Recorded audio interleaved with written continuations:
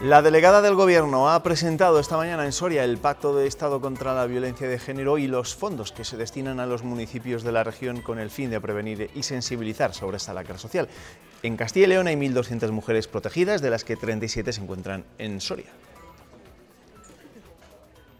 El caso que hemos tenido en Castilla y León, que se produjo en la provincia de León, la víctima tenía 95 años. La víctima de hoy tenía 17 años.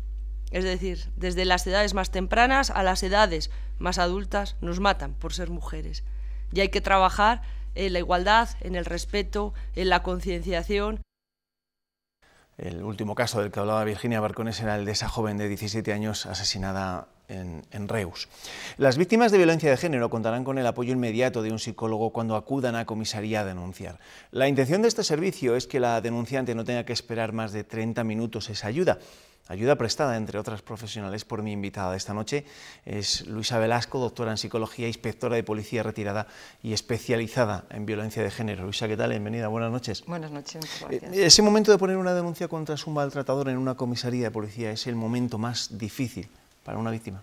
Efectivamente, para una mujer que tiene que abandonar su domicilio es un momento muy duro, porque ella sabe que puede tener consecuencias que proceden de las amenazas que ha tenido el agresor. Entonces, bueno, pues significa una ruptura con todo lo que para ella supone, ¿no? Es un momento muy duro. ¿Y qué tipo de ayuda psicológica específica necesita en ese momento? En ese momento, por muy bien que estén informados los profesionales del ámbito policial, pues necesitan apoyo psicológico fundamentalmente, ¿no? Porque pueden surgir pues determinados miedos, determinadas situaciones como una crisis de ansiedad, una crisis de angustia, esa sensación de incertidumbre, de no saber lo que le puede pasar, ¿no? Una situación de riesgo que pueda ella misma, ¿no?, prever que puede suceder. Entonces, en ese momento el apoyo psicológico es importante. Usted ha dado clases a policías, precisamente para saber cómo tratar en ese primer momento a las denunciantes. Usted también ha sido inspectora de policía y seguro que se ha visto en esas tesituras. A los policías, cuando tiene que darles clases, ¿qué es lo que les dice? Porque claro, evidentemente ellos tampoco saben muy bien cómo actuar en ese primer momento, entiendo. Es lo que decía antes, ¿no?, que en la policía te dan formación específica en violencia de género y el avance en los cuerpos policiales ha sido grande en este sentido, ¿no? Pero lo cierto es que muchas veces yo tengo la suerte de ser psicóloga también, pero no nos enseñan a manejar las emociones, ¿no? Y no olvidemos que este tema toca lo más profundo, ¿no? Que son sentimientos, emociones. Entonces es complicado. Yo a los policías siempre les digo que, bueno, pues que partan de una credibilidad. Primero, una credibilidad a la víctima.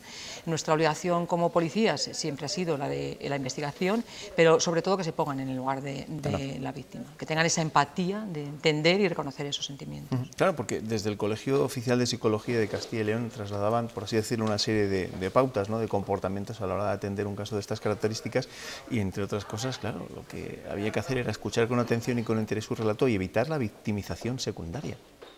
Esto suele ocurrir. La victimización secundaria, ha habido un tiempo en la que la sensibilización pudo con esa victimización secundaria y parecía que se da un poco más de protección a la mujer en ese sentido, ¿no? ¿Qué ocurre? Yo siempre digo que tendemos a normalizar algunas situaciones, ¿no? Y nos estamos acostumbrando a escuchar pues otra mujer asesinada, ¿no? Yo siempre digo otro hombre que asesina a una mujer, como el caso de hoy. Entonces parece como que es algo muy cotidiano, ¿no? Entonces ahí es el problema que le veo, esa, de alguna manera, victimización secundaria, porque al final, bueno, pues es algo más de tu trabajo, ¿no? Y eso es lo que no tiene que ser. Sigue habiendo muchas mujeres que se echan para atrás por no sentirse con fuerzas para dar ese paso de acudir a una comisaría de denuncia. Sí, hay muchas mujeres que no denuncian. La mayoría, los datos nos dicen que la mayoría de las mujeres asesinadas no habían puesto la denuncia, ¿no? Entonces es importante concienciar y sensibilizar para dar ese paso. Y la ayuda policial en este sentido y la ayuda psicológica es fundamental para dar el paso de romper.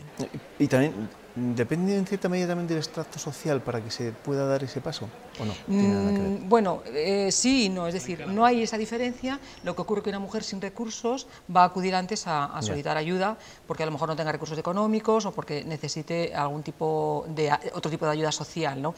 Y a lo mejor una mujer de otro nivel más elevado, tanto a nivel cultural como económico, pues a lo mejor se las puede ingeniar para romper la relación sin llegar a denunciar. También hay casos así. ¿Y hay casos específicos en Castilla y León? Se lo pregunto porque evidentemente somos una comunidad donde el mundo rural es muy importante, tiene un peso muy específico. Yo no sé si al final mujeres que en un pueblo puedan sufrir ese tipo de violencia pues tengan más reticencias a la hora de presentar una denuncia. Claro, en el ámbito rural es más difícil porque, bueno, pues aunque en ciudades pequeñas, como ocurre en nuestra comunidad, también puedan llegarse a ver o puedan conocerse, ¿no?, en el entorno, en un pueblo es muchísimo más difícil, ¿no? Entonces todavía hay mayor silencio, ¿no? Yo creo que los recursos llegan a todas las mujeres, pues, deben de llegar a todas las mujeres, pero no es fácil, en el ámbito rural. Muchos hablan estos días de la postura de Vox ante esa ley de violencia de género y el número de denuncias falsas. ¿Usted qué opina sobre este tema? Bueno, yo no creo en las denuncias falsas. Yo siempre digo que hay que documentarse y que para ello tenemos datos que ofrece el Consejo General del Poder Judicial y el Instituto Nacional de Estadística. Yo a lo largo de mi trayectoria profesional me he encontrado con dos casos que había violencia, pero no se podía contemplar como violencia de género. Entonces, me niego a entrar en un asunto que no me parece para nada importante, sí me parece muy delicado porque está haciendo mucho daño a las mujeres maltratadas y no olvidemos el número de asesinadas, que son muchas mujeres asesinadas. Pero claro, es cierto que ese mensaje en buena medida está calando en la sociedad. ¿A usted le preocupa? Pues sí, ese mensaje cala porque yo siempre pienso que deberíamos de ponernos en el lugar de las mujeres que no se atreven a denunciar, ¿no? Si alguien cuestiona mi situación, si ya de por sí es difícil dar el paso de denunciar, pues mucho más difícil va a ser pensar que no me van a creer, que van a pensar que estoy denunciando falsamente, ¿no? Entonces se está utilizando de una manera muy dañina. ¿Qué papel cree que deben desempeñar, sobre todo también los vecinos, gente que ha podido conocer esos casos, pero que le ha restado de importancia o que directamente ha dicho yo no me meto en vidas ajenas? Porque eso me imagino que ha pasado en muchos casos, ¿no? Sí, los vecinos a veces, las vecinas a veces llaman, otras veces no, y cuando llaman, bueno, si afortunadamente llaman, hay veces que luego no quieren dar sus datos, no quieren arriesgarse, porque también tienen miedo, que es un miedo legítimo. Yo recuerdo el caso de una señora que yo misma atendí, que le recogí su declaración y me impactó mucho porque me dijo que ella se había asomado en alguna ocasión a pedir socorro por su patio interior y no había obtenido respuesta, ¿no? Y eso supone añadir más soledad a la que ya tienen, ¿no? Ese aislamiento en el que se ven sometidas. Es verdad que pueden tener miedo a las amenazas del agresor, pero hay que concienciarse que ella sola no va a poder salir. Y los medios de comunicación nos equivocamos cuando precisamente después de un suceso acudimos a los vecinos y les preguntamos que si conocían a la pareja, si conocían al agresor, y muchas veces nos responden pues si era una buena persona, si no me puedo imaginar cómo ha podido ser capaz de hacer eso. Claro, tenemos que pensar que el maltratador tiene una doble fachada, es decir, de puertas para afuera es una persona excelente, es una persona maravillosa, no es un delincuente. No es un delincuente al uso, me refiero que nadie sospecha de él, ¿no? Entonces, claro, de cara a su hogar, la que realmente sabe cómo es la víctima y a lo mejor el entorno más cercano, y digo a lo mejor porque no siempre se conoce, ¿no? Entonces, yo creo que los medios de comunicación hacen una gran labor porque, sin duda, dan a conocer estos hechos, que es importante que se conozcan, pero siempre se pone el peso en la víctima, ¿no? En la responsabilidad de la víctima. A veces se oye o se lee por qué no denunció antes, porque porque no ha pensado en sus hijos, por qué sigue con él, por qué reanuda la convivencia, por qué quita la denuncia, ¿no? Entonces siempre nos ponemos en esos casos. O otras veces que también me han preguntado, ¿y cómo es posible que una mujer tenga un segundo maltratador en su vida, ¿no? Yo me hago la pregunta al revés. ¿Cómo él selecciona a su víctima, ¿no? Que a lo mejor hay que hacerse al revés. Bueno, pues muchas preguntas seguro que nos tenemos que hacer ante todos como sociedad. Luisa Velasco, doctora en psicología, experta en violencia de género. Gracias por acompañarnos esta noche en el tiempo de entrevista. Muchísimas gracias. Yo no quería despedirme sin dar las gracias a la Junta de Castilla y León y al Colegio de Psicología por ofertar este apoyo gratuito para las víctimas. Gracias, Luisa. Muchas gracias. Gracias, buenas noches. Enseguida conectaremos con la estación espacial donde nos espera el mayor Abu Tardigán, pero antes nos acercamos a Villalón de Campos y a Peñaranda de Duero. Son los triunfadores de la segunda edición del programa de Castilla y León Televisión, El Pueblo Más Bello. Sus alcaldes presumen de pueblo y de vecinos por haber contribuido a este reconocimiento. Gracias a sus votos, hoy descubren la placa como uno de los ganadores del Pueblo Más Bello de Castilla y León. Yo lo viví desde Madrid y se me soltaban las lágrimas.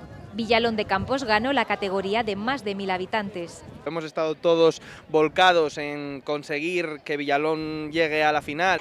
Sus vecinos son los mejores embajadores de su pueblo. Por sus monumentos, por su gente, el rollo, la ermita. Villalón de Campos ha sido elegido el pueblo más bello por sus monumentos, pero también por sus gentes.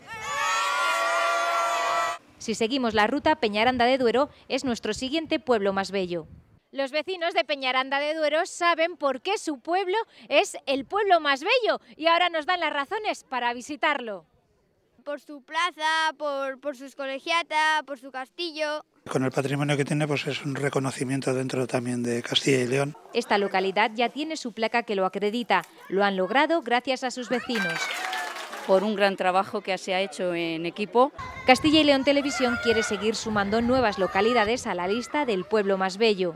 La próxima semana se abrirán las candidaturas, ya va por la 3ª edición, es un programa consolidado. Si presumen de su pueblo, entren en la web elpueblomasbello.es.